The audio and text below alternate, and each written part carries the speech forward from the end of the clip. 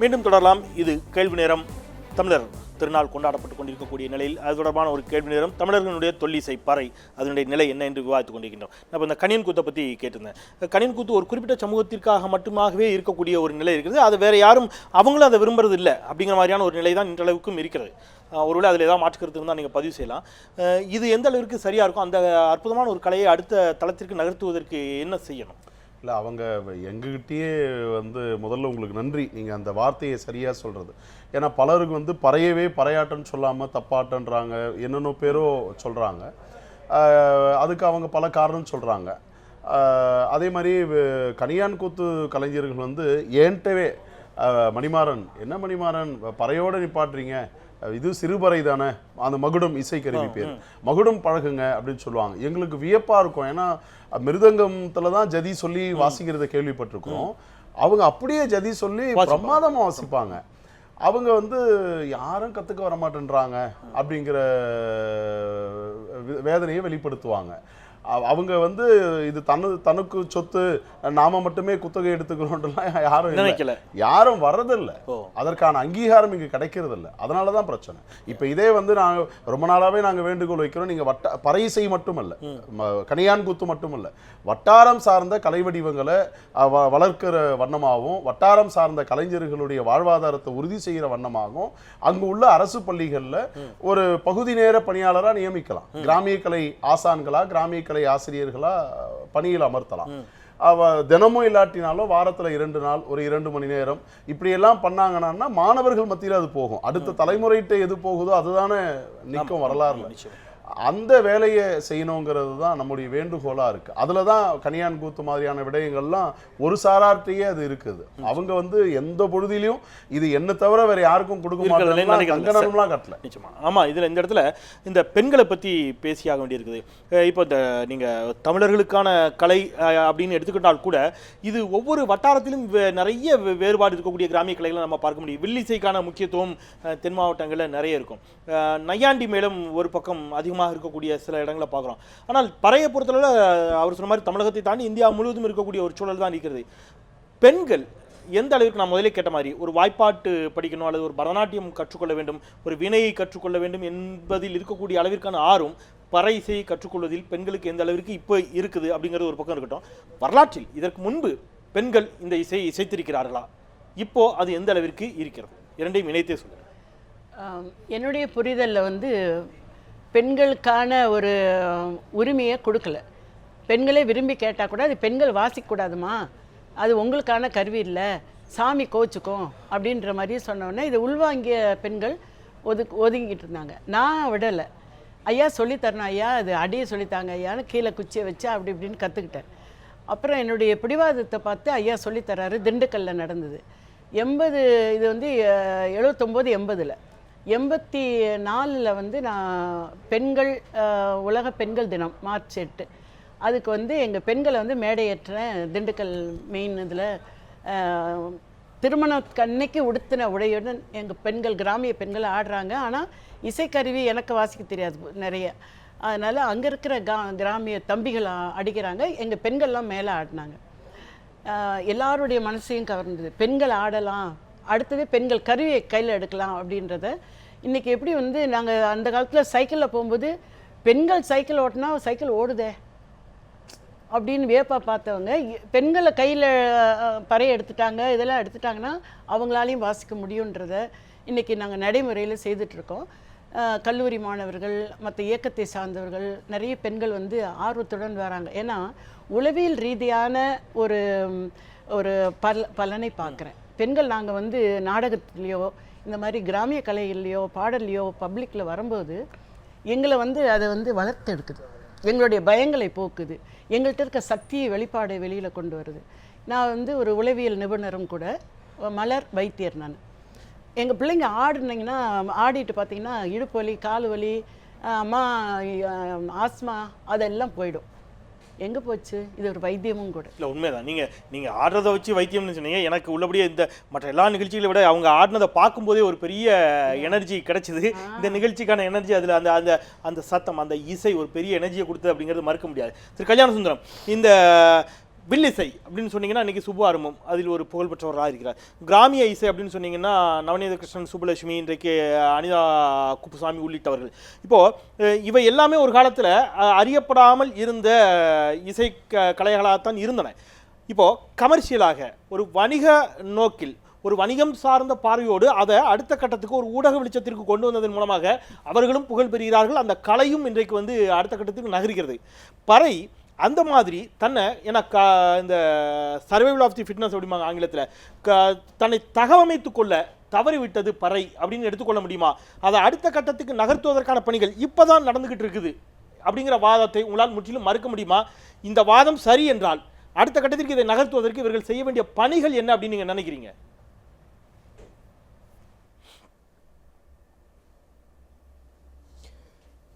உண்மை, நீங்கள் சொல்வது உண்மை. ஆனால் என்னென்னு பார்த்தீங்கன்னா, இப்போ நீங்கள் இதற்கு முன்னாடி சொல்லுகிற நாட்டுப்புற பாட்டாகட்டும், உள்ளிசையாகட்டும், இதுவெல்லாம் ஒரு குறிப்பிட்ட சாதியின் மீது திணிக்கப்பட்டதாக இல்லை. நீங்கள் பறை இசை என்பது அப்படி இல்லை. அது ஒரு குறிப்பிட்ட சாதியின் மீது அந்த சாதிக்காரர்கள் செய்வதாக, அவர்கள் மட்டும்தான் வாசிக்க வேண்டும் என்பதைப் போல ஏற்கனவே ஒரு முடிவு செய்யப்பட்டு அதனாலேயே அதனுடைய சமூக அங்கீகாரம் மறுக்கப்பட்டது. இதுதான் உண்மை. எனக்கு முன்னாடி பேசிய ஐயாவும் அம்மாவும் அதை தான் தெளிவாக குறிப்பிட்டாங்க. ஒரு சாதி, அந்த சாதி சமூகம் மட்டுமே அதை வாசிக்கணுங்கிற மாதிரியான ஒரு தொடர்ச்சியான தவறான பாதையை காட்டினாங்க. அதனால்தான் வந்து பறை இசை வந்து பறை இசை என்பது எல்லாருக்கும் தெரியும். இப்போ நீங்கள் கூட பேசுகிறீங்க அது மரணத்தின் போது வாசிக்கப்படுதுன்னு. அது ஏன் மரணத்தின் போது வாசிக்கப்படுது? உண்மையிலேயே அவன் மரணிச்சிட்டானா என்பதை பார்க்கத்தான் வாசிக்கப்பட்டுச்சு. ஏன்னா உண்மையிலேயே மரணிக்காமல் கொஞ்சம் உயிர் ஒட்டிட்டு இருந்தாலும் கூட பறை அடித்தா எழுந்துருவான். இது இயல்பாகவே இந்த இனத்தினுடைய மக்களுக்கு தங்களுடைய உடம்பிலே ஊறி போய்விட்ட ஒரு இசை. அதுக்காகத்தான் அது மரண வீடுகளில் வாசிக்கப்பட்டது. ஆனால் பிற்காலத்தில் அது ஒரு சாதியை அதன் மீது திணிக்கப்பட்டு அது பெரிய சிக்கல்களுக்கு உள்ளாக்கப்பட்டது. அதனால தான் அதுக்கு இந்த சமூக அங்கீகாரம் கிடைக்கல. இந்த சமூக அங்கீகாரம் கொண்டு வர வேண்டும் என்று சொன்னால் இது போன்ற கலைஞர்களை, ஐயா போன்ற கலைஞர்களை, அம்மா போன்றவர்களை, இன்னும் பல இன்றைக்கு புதிதாக வந்து கொண்டிருக்கிற இந்த பறை இசை கலைஞர்களை, பறை இசையிலே புதுமையை வடித்துக் கொண்டிருக்கிற கலைஞர்களை அரசும் சமூகமும் அங்கீகரிக்க வேண்டும். அதுதான் விஷயம். இப்போ எங்களுடைய கட்சி, நாம் தமிழர் கட்சியினுடைய தலைமை ஒருங்கிணைப்பாளர் சீமான் அவர்கள் அது கட்டளையிட்டிருக்கிறார், உத்தரவிட்டிருக்கிறார். எல்லாருடைய நாம் தமிழர் கட்சியை சேர்ந்த யார் வீட்டிலே நல்ல நிகழ்வுகள் நடந்தாலும் பறை இசை நாங்கள் கட்டாயமாக ஏற்பாடு செய்யணும். அதே போல் செண்டை மேளம் என்கிறதை தவிர்க்கணும். நாங்கள் தவிர்க்கிறோம். இதுபோல எல்லா சமூக ஆர்வலர்கள், அரசியல் கட்சிகள், அரசு உட்பட அத்தனை பேருடைய ஒட்டுமொத்த உழைப்பு ஒன்று இருந்ததுன்னா இந்த இசை வந்து ஒரு நல்ல அங்கீகாரம் பெறும். அதே போல் நீங்கள் இப்போ பெண்கள் வந்து எப்படி பங்கெடுப்பாங்கன்னு கேட்குறீங்க, எந்த அளவுக்கு பங்களிப்பு இருக்குதுன்னு சொல்லி. நான் உங்களுக்கு சொல்கிறேன், எங்கள் கொங்கு மண்டலத்திலே நான் பார்த்துருக்கிறேன். நையாண்டி மேளம் என்றெல்லாம் சொல்லி அடிப்பாங்க. இன்னும் பறை இசையை மாற்றி மாற்றி வேறு வேறு இசைகளை உருவாக்குவாங்க. அப்போ கரகம் நடக்கும்போது, கரகாட்டத்தின் போது கோயில் திருவிழாக்களே பாடுவாங்க. ஒன்னாம் கரகமடி தங்கமுத்து மாறி, இது ஒசந்த கரகமடி தங்கமுத்து மாறி, ரெண்டாம் கரகமடி தங்கமுத்து மாறி, இது ரத்தின கரகமடி தங்கமுத்து மாறின்னு 10 கரகம் வரும்.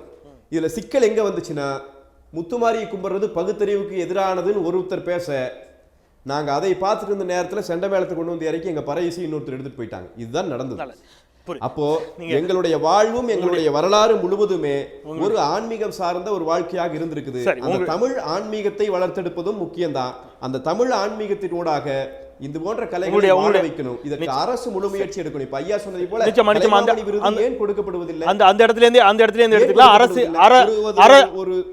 அரசினுடைய கடமைகள் இதில் என்ன அப்படிங்கிறதையும் குறித்து நம்ம நிச்சயமாக பேசலாம். நம்ம நிறைவு பகுதிக்கு நெருங்கிவிட்டோம். கல்யாண சுந்தரம் அவருடைய இசையோடு நான் நிறைவு செய்ய வேண்டிய தேவையில் இருக்கிறேன். ஆனால் இந்த அளவிற்கு உங்களுடைய கருத்தை நான் நிறைவு செய்கின்றேன். நன்றி. கல்யாண சுந்தரம் கோவிலிருந்து தொடர்ச்சியான பணிகளுக்கு மத்தியில் என்னோடு இருந்தீர்கள். மிக்க நன்றி. நம்ம நிறைவு பகுதியை நெருங்கிட்டோம். மிக சுருக்கமாக ஒற்றை வரியில் என்ன செய்ய வேண்டும் அப்படின்னு நீங்கள் எதிர்பார்க்குறீங்க? எங்களுக்கு இது தேவை, இதை செய்யணும், சமூகம், ஊடகம், மற்ற அரசு அப்படிங்கிறதையும் ஒன்றையும். இன்றைக்கு திரைத்துறையில் கொஞ்சம் வாசிக்க தொடங்கிய பிறகு, திரைத்துறையில் பறை இசை கலைஞர்கள் வந்த பிறகு அவருடைய வாழ்வாதாரம் சற்றே உயர்கிறது. எந்த இடத்துல வந்து உங்களுடைய வாழ்வாதாரம் இன்னைக்கு எப்படி இருக்குது? மிகச் சுருக்கமாக. முதல்ல இது வந்து சொல்லணும்னு நினச்சது ஒரு விடுதலைக்கான கருவியாக இன்னைக்கு வளர்ந்து வருது. இப்போ புத்தர் கலைக்குழு பறை இசைக்கிறதுக்கு முன்னாடியே வந்து எமது பறையொலி சாவுக்கானதல்ல வாழ்வுக்கானது, எமது பறை முழக்கம் சாமிகள் ஆடுவதற்கல்ல சாதிகள் ஆட்டம் காண்பதற்கு, ஓங்கி அடிப்பதில் கிழியட்டும் பறைகள் அல்ல பாகுபாடுகள்னு அறிவிக்கிறோம். இப்போ இது வந்து விடுதலை சார்ந்த விடயம். அக்கா சொன்னது மாதிரி பறையரிப்பு போராட்டம் இப்போ இன்றைக்கி வந்து வழுவூரில் சாதி தீண்டாமை இருக்குது, சுடுகாட்டுக்கு பாதையில் நிறைய பிரச்சனைகள் போயிட்டுருக்கு. இதை எல்லாமே பறையொலி வழியாக கொடுக்குறோம். இப்போ அக்கா சொல்கிற அந்த உளவியல் ரீதியாக உடல் ரீதியான ஒரு இறுக்கத்தை உடைப்பதற்கு பறை ஒரு கருவியாக இருக்குது. அதே மாதிரி தான் எங்களுடைய வாழ்க்கையில் பறைங்கிறது பின்னி பிணைஞ்சு விட்ட ஒரு விஷயமா இருக்கு. இப்போ நீங்க வந்து பறையை விட்டுட்டு வாங்க அப்படின்றது ரொம்ப சிரமம், ஒரு தாயை விட்டு வர மாதிரியான. இப்போ இதுல எங்களுக்கு மிக முக்கியமான தேவை வந்து அரசு வந்து எங்களுக்கு உரிய அங்கீகாரம் வழங்கணும். வெறும் நிகழ்ச்சி அளவுல மட்டுமல்லாது கிராமிய கலைஞர்களை பள்ளிக்கூடங்கள்ல ஆசிரியராக நியமிக்கணும். நிச்சயமா அந்த அளவில் எடுத்துக்கொள்ளும். ஓங்கி ஒலிக்கட்டும் பறை இசை, அது வந்து இருக்கக்கூடிய சாதிய பேதங்களை ஏற்றத்தாழ்வுகளை கிழித்தெறியட்டும் அப்படின்னீங்க. நிச்சயமாக கிழித்தெறியட்டும் என்று சொல்லி அந்த ஓங்கி ஒலிக்கட்டும் பறை இசை அதோடே நான் நிறைவு செய்கின்றேன். இந்த இடத்துல இந்த நிகழ்வும் தொடக்கமும் பறையோடு தான் தொடங்கியது, இதனுடைய நிறைவும் பறையோடு தான் நிறைவு செய்ய போகிறேன் நான். இந்த பறை இசை இந்த நிகழ்ச்சியை நிறைவு செய்வதற்கான இசை மட்டுமே. இது இந்த பறை இசையை ஒட்டுமொத்த உலக நாடுகளுக்கும் கொண்டு சென்று வளர்த்தெடுப்பதற்கான ஒரு இசையாய் அமையட்டும் என்று வாழ்த்தி நிறைவு செய்கின்றேன் இசையோடு.